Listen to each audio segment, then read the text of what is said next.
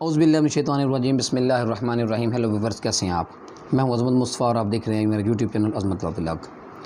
आज जिस टॉपिक के बारे में डिस्कस करने जा रहे हैं वो ये है जी कि एफ़आईआर से क्या मुराद है और एफ़आईआर कैसे दर्ज होती है और किन जुराइम में एफ़आईआर दर्ज हो सकती है, और अगर किसी मुकदमे में एफ़आईआर दर्ज नहीं होती या दर्ज नहीं हो सकती तो वो उसमें क्या कार्रवाई हो सकती है।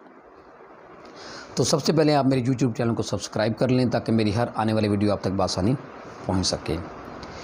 एफ़आईआर से मुराद यह जी फ़र्स्ट इंफॉर्मेशन रिपोर्ट, इब्तदाई रिपोर्ट जो है कोई भी जुर्म कहीं भी होता है उसकी इतला पुलिस को देनी, जिसको क्योंकि कंसर्न डिपार्टमेंट पुलिस है, पुलिस ने ही मुकदमा दर्ज करना होता है, पुलिस ने ही उसके बाद उसकी इन्वेस्टिगेशन करनी होती है। तो पहली बात तो ये है कि एफ़आईआर दर्ज करवाने के लिए हमें पुलिस से रब्ता करना पड़ता है, पुलिस को बताना पड़ता है, थाने में बताना पड़ता है, क्योंकि एफ़आईआर थाने में दर्ज होती है। इसलिए एफ़आईआर जो है वो इब्तदाई रिपोर्ट होती है, वो इतला होती है जो कि हम किसी भी मुकदमा के बारे में हम पुलिस को देते हैं। ये है जी एफ़आईआर, फ़र्स्ट इंफॉर्मेशन रिपोर्ट, कि कोई भी वो किसी भी जुर्म के बारे में इत्तला जो पुलिस को दी जाती है वो एफ़आईआर कहलाती है। अब सवाल ये पैदा होता है कि एफ़आईआर कौन जो है वो दर्ज करवा सकता है, किसी भी जुर्म की इत्तला कौन दे सकता है। अब सवाल ये पैदा होता है, एफ़आईआर जो है वो कोई भी दर्ज करवा सकता है जी। एफ़आईआर जो है कोई भी शख्स, वो शख्स, अगर आप रास्ते में जा रहे हैं तो आप देखते हैं कि एक बंदे ने आपस में लड़ाई हुई है, एक बंदे ने दूसरे बंदे को ज़ख्मी किया है, उसको मारा है, तो आप जो है इसकी इत्तला पुलिस को दे सकते हैं। You are first informer. ये फर्स्ट इन्फॉर्मर होता है इत्तला देने वाला। इसमें ये है, लेकिन आजकल हमारा अलमिया ये है कि कोई जो है वो जलती आग में नहीं कूदता, कोई भी जो है पराई लड़ाई में कोई भी इंटरफेरेंस नहीं करता, लोग अवॉइड करते हैं। हालात ऐसे हो गए हैं, लोग इत्तला देते ही नहीं हैं, लोग जो है वो इससे बहुत ज़्यादा अवॉइड करते हैं। वो कहते हैं इनकी लड़ाई है, ये खुद जाने, लिहाजा कोई इत्तला नहीं देता। वरना कानून में एफ़आईआर कोई भी शख्स जो है वो उसकी एफ़आईआर करवा सकता है, उसकी इत्तला पुलिस में दे सकता है कि जी फ़लाँ जगह पे फ़लाँ जुर्म हुआ है तो मैं उसकी आपको इत्तला दे रहा हूँ। उसमें पुलिस वाले जो है ये उसका एफ़आईआर जो है वो उसका ये बयान जो है या उसको अगर वो एप्लीकेशन लाता है, एफ़आईआर दो सूरतों में दी जा सकती है। आप बयान की सूरत में भी जो बयान देते हैं उसमें भी एफ़आईआर लिखी जा सकती है, अगर आप तहरीरी दरख्वास्त देते हैं उसमें भी एफ़आईआर लिखी जा सकती है। अब देखते हैं जी कि एफ़आईआर जो है वो किस सेक्शन के तहत ये एफ़आईआर दर्ज होती है।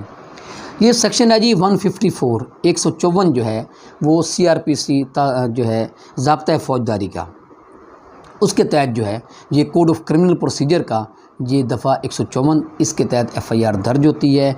यहाँ पे आपको बताता चलूँ कि ये दो सेक्शन इकट्ठे हैं, 154 और 155। 154 में वो जो एफ़आईआर जितने भी कॉग्निजेबल ऑफेंस हैं जो कि काबिल दस्त अंदाज़ी पुलिस हैं वो जो है उसकी एफ़आईआर जो है वो दी जा सकती है, और 155 जो हैं ये नॉन कॉग्निजेबल ऑफेंस जो हैं जिनमें पुलिस जो है बग़ैर वारंट गिरफ़्तार नहीं कर सकती किसी बंदे को, वो जुर्म जो हैं वो नॉन कॉग्निजेबल होते हैं, नाकाबिल दस्त अंदाज़ी होते हैं, तो उनकी जो है वो रपट दर्ज होती है। एफ़आईआर और रपट में फ़र्क है। इस टॉपिक के हवाले से ये भी आपको बताता चलूँ कि एफ़आईआर जो है वो कॉग्निजेबल ऑफेंसेस में एफ़आईआर होती है। कॉग्निजेबल ऑफेंसेस, काबिल दस्तअंदाज़ी ऑफेंसेस, जुराइम वो होते हैं जिनमें पुलिस जो है वो बग़ैर वारंट के किसी बंदे को गिरफ़्तार कर सकती है। वरना तो किसी भी शख्स को गिरफ़्तार करने के लिए मजिस्ट्रेट से वारंट लेने पड़ते हैं, लेकिन कानून में वो जुराइम जो कि बयान किए गए हैं जिनके आगे लिखा होता है ये कॉग्निजेबल हैं। कॉग्निजेबल से मुराद ये है कि बग़ैर आप वारंट के काबिल दस्तअंदाज़ी जुर्म होते हैं कि बग़ैर आप वारंट के किसी भी शख्स को जिसके ख़िलाफ़ हो इल्ज़ाम हो, जो मुल्ज़म हो, आप उसको बग़ैर जो वारंट के आप जो है इसको गिरफ़्तार कर सकते हैं। इसके दूसरी साइड पे अगर आप देखें तो नॉन कॉग्निजेबल ऑफेंसेस वो जुराइम होते हैं जिनको आप बग़ैर वारंट के जी किसी भी मुल्ज़म को आप गिरफ़्तार नहीं कर सकते, तो फिर उन पे एफ़आईआर दर्ज नहीं होती, उनकी रपट होती है। 154 सेक्शन जो है 154 जो है उसके तहत एफ़आईआर दर्ज होती है, और 155 जो है उसके तहत रपट दर्ज होती है। अब रपट क्या है? रपट भी ये इत्तला ही है। रपट जैसा कि आप अगर कोई काबिल दस्त अंदाज़ी पुलिस जुर्म हुआ हो, यानी कि जैसे कोई मर्डर हुआ हो, तो आप उसकी इत्तला जो है थाने में जाकर देते हैं तो वो काबिल दस्त अंदाज़ी जुर्म है, उसकी एफ़आईआर हो जाएगी। इसी तरह जो माइनर ऑफेंसेस होते हैं जो कि कानून में ऐसे हैं जो कि जिनके बारे में लिखा हुआ है कि ये नॉन कॉग्निजेबल हैं, तो उसकी अगर आप जाके थाने में इतला देते हैं तो उसकी वो रपट दर्ज कर देते हैं, वो तहरीर कर लेते हैं, वो रपट दर्ज करके मुतलका मजिस्ट्रेट को भिजवा देते हैं। दोनों का प्रोसीजर मुख्तलिफ है, दोनों का इंदराज का वो तरीक़ाकार मुख्तलिफ है कि इसका अगर आप इतला देंगे किसी भी जुर्म की तो आपकी FIR होगी कॉग्निजेबल ऑफेंसेस में व काबिल दस्त अंदाज़ी जुराइम में, और अगर नाकाबिल दस्तअंदाज़ी की आप इतला देंगे उनकी वो रपट दर्ज हो जाएगी। रपट से मुराद होता है कि वो उनका जो रजिस्टर होता है, मुतलका रजिस्टर होता है, उसमें वो इंदराज कर लेते हैं और उसको कहते हैं रपट। वो उसमें वो लिखा जाता है, वो अपना मुतलका रजिस्टर में रपट, और उसकी वो एक कापी जो है वो आपको दे देते हैं। वो आपकी रपट जो होती है कि आपने इतला दे दी है किसी भी जुर्म की, वो थाने में जब इतला आपकी हो जाती है तो वो उसका इंदराज कर लेते हैं। दोनों सूरतों में इंदराज होता है, FIR भी वो इंदराज होता है, रपट भी इंदराज होती है। तो ये 2 सेक्शन में, इसलिए मैंने आपको दोनों सेक्शन भी बता दिए, एक 154 और 155, ये अलग अलग सेक्शन होते हैं।